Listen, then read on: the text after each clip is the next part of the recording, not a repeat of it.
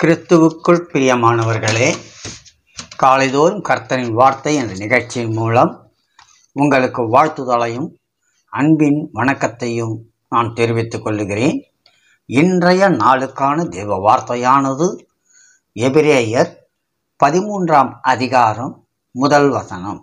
எபிரேயர் 13:1. சகோதர சிநேகம் நிலைத்திருக்க கடவது என்பதான ஒரு வார்த்தையை இந்த நாளிலே தேவன் நமக்கு கொடுத்திருக்கிறார். சகோதர சிநேகம் நிலைத்திருக்க கடவுது என்று வேதம் சொல்லுவதை பார்க்கும்போது, இன்றைய நாட்களில் இவ்வாறு நிலைத்திருக்கும் சிநேகத்தை உடையவர்களை பார்க்க முடியவில்லையே என்று உள்ளம் ஏங்குகின்றது. அங்கொன்றும் இங்கொன்றுமாக ஏதோ சில இடங்களில் சில நபர்களிடத்தில் சகோதர சிநேகம் நிலைத்திருப்பதையும் நாம் காண முடிகிறது.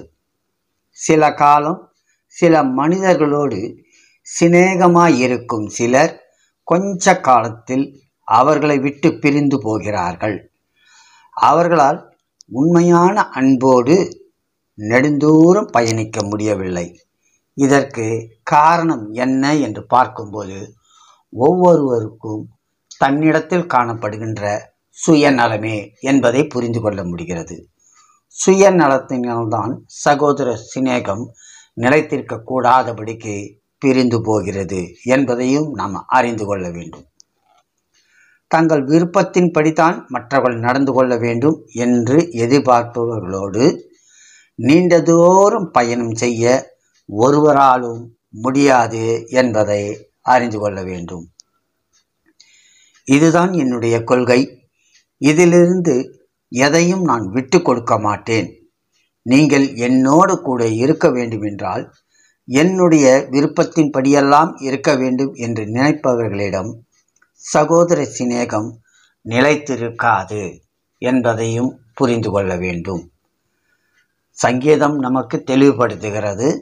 133ஆம் சங்கீதம் முதல் வசனம் எப்படியாக நமக்கு அதை போதிக்கிறது என்று சொன்னால், இதோ சகோதரர் ஒருமித்து வாசம் செய்கிறது எத்தனை நன்மையும் இன்பமானது என்று அங்கே சகோதர சிநேகத்தை குறித்து அங்கே சங்கீதத்திலே நாம் காண முடிகிறது. சகோதர சிநேகம் நம்மிடத்தில் நிலைக்க வேண்டும் என்றால், அது என்றென்றும் நிலைத்திருக்க வேண்டும் என்றால், ஒருவருக்கு ஒருவர் விட்டு கொடுக்கிறவர்களாய் இருக்க வேண்டும். மற்றவர்களுடைய சூழ்நிலையையும் நாம் புரிந்து கொள்ளுகிறவர்களாய் இருக்க வேண்டும். நம்மை போலவே மற்றவர்களும் நன்றாய் இருக்க வேண்டும் என்று நினைக்க வேண்டும். இப்படிப்பட்ட பொது நல எண்ணம் கொண்டவர்கள் மட்டுமே சகோதர சிநேகத்தில் நிலைத்திருக்க முடியும் என்பதை தெளிவாய் நாம் அறிந்து கொள்ள அழைக்கப்பட்டிருக்கிறோம். பிரியமானவர்களே, நமக்குள் சகோதர சிநேகம் நிலைத்திருக்கிறதா? நாம் பரந்த மனப்பான்மையோடு இருக்கிறோமா? விட்டு கொடுக்கும் சுபாவம் நமக்குள் உண்டா? சின்ன சின்ன பிரச்சனைகள் எழுந்தாலும் அவைகளை பொறுமையோடு கையாளுகிறோமா? இவைகளையெல்லாம் நாம் கடைபிடித்தால்தான் சகோதர சிநேகம் நாம் நிலைத்திருக்கும்படியாக வாழ முடியும். இவ்விதமான பொதுநல எண்ணத்தோடு நாம் வாழும்போது தான் சகோதர சிநேகம் நம்மிடத்தில் நிலைத்திருக்கும் என்பதையும் நாம் கண்டு கொள்ள வேண்டும். அதுதான் நமக்கு ஆசீர்வாதத்தையும் தருகிறதாய் காணப்படுகிறது.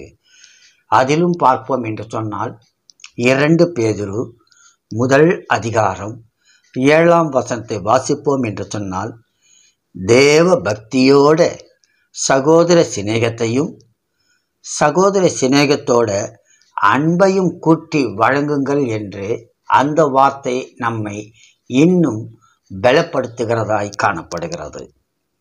தேவ பக்தியோட சகோதர சிநேகம் இருக்கும்போது அந்த சகோதர சிநேகத்தில் அன்பையும் கூட்டி வழங்கும்போது அந்த சிநேகம் நிலைத்திருக்கிறதாய் காணப்படுகிறது. எனவே இந்த வார்த்தைகளையும் நாம் கருத்தாய் புரிந்து கொண்டு ஒருவருக்கொருவர் விட்டு கொடுத்து தேவபக்தியோட அன்பையும் வழங்கி சகோதர சிநேகத்தில் நிலைத்திருக்க அழைக்கப்படுகிறோம். அதைத்தான் எபிரேயர் 13:1 சொல்லப்பட்டிருக்கு. சகோதர சிநேகம் நிலைத்திருக்க கடவுது. தேவன் பார்வையிலே அவ்விதமாக சகோதர சிநேகம் கொண்டவர்களாக வாழ்வோம். தேவனிடத்தில் ஆசீர்வாதம் பெறுவோம். ஆமென்.